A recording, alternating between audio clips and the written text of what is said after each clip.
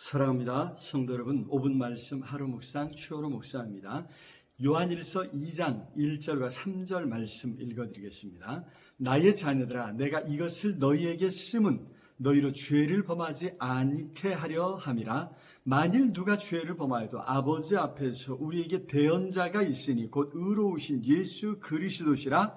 우리가 그의 계명을 지키면 이로써 우리가 그를 아는 줄로 알 것이라. 아멘. 자, 사도 요한은 하나님과의 사귐에 대해서 가르치고 있습니다. 죄로 인해 하나님과의 관계가 단절되었는데 하나님의 아들 예수 그리스도께서 친히 육신을 입고 세상에 오심으로 깨어졌던 이 관계가 회복된 것입니다. 사실 하나님은 영적 존재이시기에 우리 편에서 하나님을 알고 하나님과 교제를 열 수 없었습니다. 오히려 하나님께서 자신을 낮추시고 자신을 열어 보여주심으로 이 사귐을 가능하게 하신 것이지요.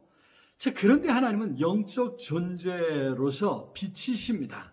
빛과 같이 우리 곁에 오셨습니다. 그래서 빛과 어둠이 함께할 수 없듯이 어둠과 죄악이 하나님과 함께할 수 없습니다. 그렇다면 죄 가운데 살아가는 우리가 어떻게 하나님을 알고 하나님과 함께하여 하나님과 사귈 수 있겠습니까? 죄인인 우리가 해결할 수 없는 문제였습니다.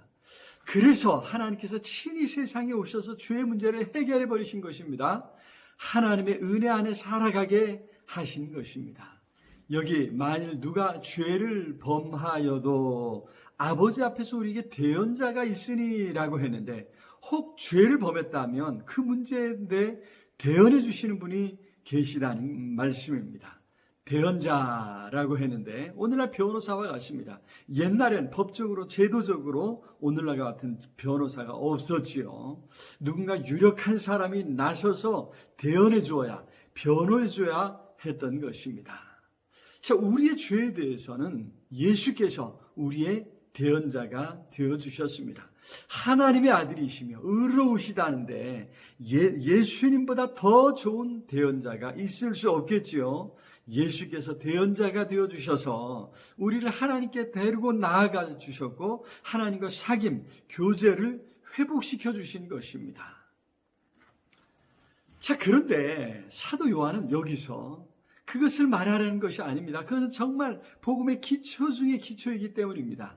한 단계 여기서 더 나아가야 합니다. 사도는 오히려 그 이전에 죄를 짓지 않는 것에 대해 말하고 싶어 합니다. 여기 내가 이것을 너희에게 쓰면 너희로 죄를 범하지 않게 하려 함이라. 그렇습니다. 그렇게 죄를 범하지 않는 것이 하나님과 사귐에 중요하기 때문입니다. 3절에서도 우리가 그의 계명을 지키면 이로써 우리가 그를 아는 줄로 알 것이요. 그렇습니다.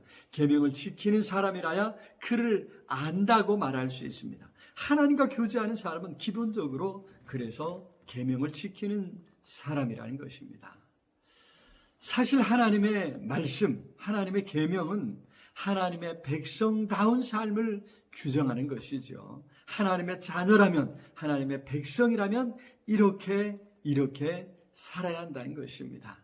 그래서 하나님의 백성답게 살려는 사람은, 하나님 안에 살려는 사람은, 하나님과 교제하며 살려는 사람은 자연스레 계명에 관심을 기울이게 되어 있습니다. 바라기는 그렇게 죄에서 떠나 계명을 지킴으로 하나님을 알고 하나님과 함께하는, 하나님과 사귀어 교제하는 아름답고 복된 삶을 사시기를 기도합니다. 사랑의 주님, 참으로 감사합니다. 우리를 사랑하셔서 우리 모습으로 이 땅에 오셔서 우리의 대언자가 되어주신 것 감사합니다. 주께서 십자가 지시기까지 이루신 그 일을 생각하며 이제는 죄 가운데 살아가지 않겠습니다. 죄 가운데 살아가지 않도록 우리를 붙들어 주시옵소서. 오히려 하나님 말씀, 계명 붙들고 살아갈 수 있도록 성령 하나님 도와주시옵소서. 예수 그리스도 이름으로 기도드리옵나이다. 아멘.